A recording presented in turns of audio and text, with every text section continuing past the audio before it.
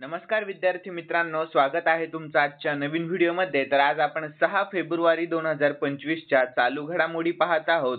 यामध्ये आपण खूप महत्त्वाचे काही 10 प्रश्न घेतलेले आहेत आणि तुम्हाला जर या व्हिडिओची पीडीएफ हवी असेल तर व्हिडिओच्या डिस्क्रिप्शन बॉक्समध्ये आपल्या टेलिग्राम चॅनलची लिंक आहे, तेथे तुम्हाला सर्व व्हिडिओच्या पीडीएफ अगदी फ्रीमध्ये मिळतील। तर मित्रांनो, थोडाही वेळ वाया न घालवता आपण या व्हिडिओला सुरुवात करूयात।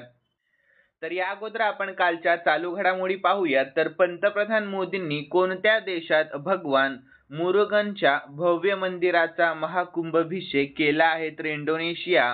पुढील प्रश्न, भारतातील पहिला हायड्रोजन वाहतूक पाईप कोणत्या कंपनीने विकसित केला? तर टाटा स्टील यानंतर आयसीसी अंडर-19 महिला T20 क्रिकेट विश्वचषकाचे विजेतेपद कोणी जिंकले? तर आपल्या भारत देशाने।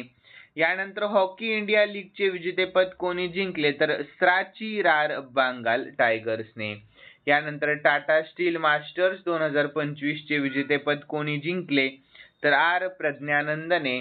यानंतर लतिका कट्ट यांचे नुकतेच निधन झाले, तर त्या कोणत्या क्षेत्राशी संबंधित आहेत? तर शिल्पकार्य।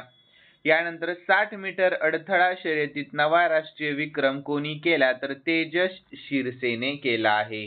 यानंतर जानेवारी 2025 मध्ये भारताचे जीएसटी संकलन किती लाख कोटींवर पोहोचले आहे? तर 1.96 लाख कोटींवर। यानंतर रेल्वे मंत्रालय वन स्टॉप सोल्युशन साठी कोणते ॲप लॉन्च करण्याच्या तयारीत आहे? तर स्वारेल ॲप। यानंतर मित्रांनो, कालचा शेवटचा प्रश्न होता, तर आय स्पॉट पोर्टल कोणी सुरू केले? तर सेमीने सुरू केले आहे। यानंतर विद्यार्थी मित्रांनो, आपण आजच्या चालू घडामोडी पाहून घेऊयात आणि आजचा पहिला प्रश्न आहे, तर 2025 ते 2026 च्या अर्थसंकल्पामध्ये कृषी क्षेत्रासाठी कोणती योजना सुरू करण्यात आलेली आहे? तर याचे योग्य उत्तर ऑप्शन ए पंतप्रधान किसान सन्मान निधी योजना। कोणती? तर पंतप्रधान किसान सन्मान निधी योजना। ठीक आहे, लक्षात ठेवा। पुढील प्रश्न, 2025 ते 2026 च्या अर्थसंकल्पात जीडीपीच्या वित्तीय तुटीची टक्केवारी किती आहे? तर योग्य उत्तर ऑप्शन सी 4.4% आहे। यानंतर पुढील प्रश्न आहे, तर कोणत्या भारतीय वंशाच्या गायकाला ग्रॅमी 2025 मध्ये त्रिवेणी अल्बमसाठी पुरस्कार मिळालेला आहे? तर योग्य उत्तर ऑप्शन सी चंद्रिका टंडन यांना। ठीक आहे, लक्षात ठेवा, कोणाला? तर चंद्रिका टंडन यांना। यानंतर मित्रांनो, याविषयी आपण महत्त्वाची माहिती पाहून घेऊया। तर भारतीय अमेरिकन गायिका चंद्रिका टंडन हिने त्रिवेणी अल्बमसाठी सर्वोत्कृष्ट न्यू एज, एम्बियंट किंवा चांट अल्बम श्रेणीमध्ये ग्रॅमी पुरस्कार जिंकला आहे। तर त्यांनी रिकी केज आणि अनुष्का शंकर यांना पराभूत करून हा मान मिळवलेला आहे। ठीक आहे, लक्षात ठेवा। यानंतर पुढील प्रश्न, पहिले वर्ल्ड पिकल बॉल 2025 चे विजेतेपद कोणी जिंकले? तर याचे योग्य उत्तर ऑप्शन सी बेंगळुरू जवानने जिंकलेले आहे। तर याविषयी महत्त्वाची माहिती पाहूया शॉर्टमध्ये। तर बेंगळुरू जवानांनी पुणे युनायटेडचा 3-1 ने पराभव करून इतिहास रचला व भारतातील पहिली फ्रँचायझी आधारित पिकलबॉल लीग वर्ल्ड पिकलबॉल लीगच्या उद्घाटन आवृत्तीचे चॅम्पियन बनलेले आहे। लक्षात ठेवा। यानंतर विद्यार्थी मित्रांनो, आपण पुढील प्रश्न पाहून घेऊयात। तर पुढील प्रश्न आहे 5वा, तर वर्ल्ड बुक फेअर 2025 मध्ये फोकस कंट्री कोण असणार आहे? तर योग्य उत्तर ऑप्शन बी रशिया असणार आहे। कोणती? तर रशिया। तर याविषयी महत्त्वाची माहिती पाहूया। तर रशियाची राजधानी मॉस्को, चलन रुबल आणि सध्याचे राष्ट्रपती व्लादिमीर पुतिन आहेत।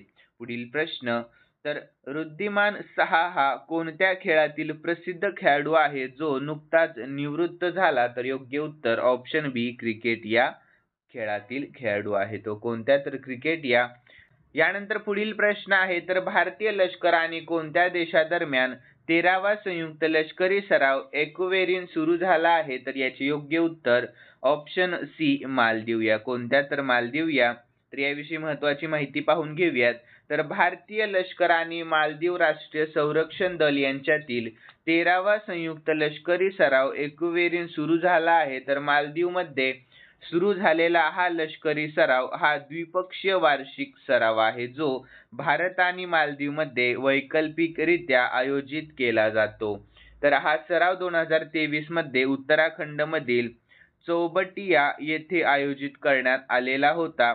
यानंतर युद्ध सराव म्हणजे काय हे पाहून घेऊयात आपण. तर कोणत्याही दोन देशांच्या सैन्यामध्ये परस्पर समन्वय आणि सहकार्य वाढवण्यासाठी व विविध तंत्रज्ञानाची देवाणघेवाण करण्यासाठी मित्र देशांसोबत युद्ध सराव केले जातात, ज्यामध्ये दोन्ही देशांचे सैन्य किंवा कितीही देश सहभागी होतात व प्रत्यक्ष युद्धांप्रमाणे एकत्रितपणे सराव करतात. यानंतर पुढील प्रश्न आहे, तर अलीकडेच कोणत्या मंत्रालयाला 2025 ते 2026 च्या अर्थसंकल्पात सर्वाधिक अर्थसंकल्पीय वाटप करण्यात आले आहे? तर योग्य उत्तर आहे ऑप्शन डी, संरक्षण मंत्रालय. ठीक आहे, लक्षात ठेवा. तर यानंतर पुढील प्रश्न, तर कर्करोग दिवस 2025 जगात कधी साजरा केला जातो? तर याचे योग्य उत्तर ऑप्शन ए, 4 फेब्रुवारी रोजी साजरा केला जातो. तर याविषयी महत्त्वाची माहिती पाहूयात. तर अलीकडेच 4 फेब्रुवारी 2025 रोजी जगभरात कर्करोग दिवस साजरा करण्यात आला. तर वर्ष 2025 ची थीम काय आहे? तर युनायटेड बाय युनिक अशी थीम आहे. यानंतर फेब्रुवारी महिन्यातील महत्त्वाचे दिवस पाहूयात. तर 1 फेब्रुवारीला भारतीय तटरक्षक दिवस साजरा करण्यात आला आणि 4 फेब्रुवारी रोजी जागतिक कर्करोग दिवस साजरा करण्यात आला. यानंतर 10वा प्रश्न, नुकतेच निधन झालेले नवीन चावला कोण होते? तर याचे योग्य उत्तर आहे ऑप्शन ए, माजी मुख्य निवडणूक आयुक्त होते. कोण होते ते? तर माजी मुख्य निवडणूक आयुक्त. तर याविषयी महत्त्वाची माहिती पाहूयात आपण. तर माजी मुख्य निवडणूक आयुक्त नवीन चावला यांचे वयाच्या 79व्या वर्षी निधन झाले. तर ते 2005 ते 2009 पर्यंत निवडणूक आयुक्त होते. तर 29 जुलै 2010 पर्यंत मुख्य निवडणूक आयुक्त म्हणूनही त्यांनी काम केलेले आहे. लक्षात ठेवा मित्रांनो. यानंतर पुढील प्रश्न आहे 11वा आणि शेवटचा प्रश्न आहे. आज आपण एक प्रश्न एक्स्ट्रा घेतलेला आहे कारण महत्त्वाचा प्रश्न आहे. तर 67व्या ग्रॅमी पुरस्कारामध्ये सॉन्ग ऑफ द इयर पुरस्कार कोणाला देण्यात आला? तर याचे योग्य उत्तर ऑप्शन ए, केंड्रिक लेमरला देण्यात आलेला आहे. कोणाला? तर केंड्रिक लेमरला. ठीक आहे, लक्षात ठेवा. यानंतर विद्यार्थी मित्रांनो, खालील प्रश्न मी स्पेशली तुमच्यासाठी ठेवलेला आहे आणि हा प्रश्न आपण कालच्या चालू घडामोडीमध्ये पाहिला होता. ज्यांनी कालचा व्हिडिओ पाहिलेला असेल त्यांना नक्कीच या प्रश्नाचे उत्तर येईल अशी मी अपेक्षा करतो. तर प्रश्न असा आहे, ICC अंडर 19 महिला T20 क्रिकेट विश्वचषक स्पर्धेचे विजेतेपद कोणी जिंकले?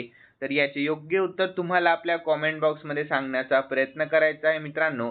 आणि तुम्हाला जर आजचा व्हिडिओ आवडलेला असेल तर नक्कीच या व्हिडिओला लाईक करा आणि सबस्क्राईब करायला अजिबात विसरू नका. तर चला भेटूयात नवीन व्हिडिओमध्ये. धन्यवाद.